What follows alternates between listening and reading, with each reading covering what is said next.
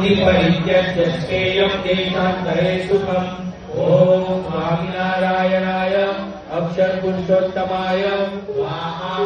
कार्यं बालैश्च बालाभिर्बाल्याद् विद्याभिप्रापणम् दुराचारकुसङ्गश्च त्याज्यानि व्यसनानि च।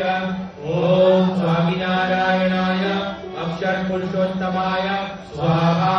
उत्साहादादरात्कुर्यास्वाभ्यासं स्थिरचेतसाम् व्यर्थकामनयत्कालं विद्यार्थिव्यर्थकर्मसु।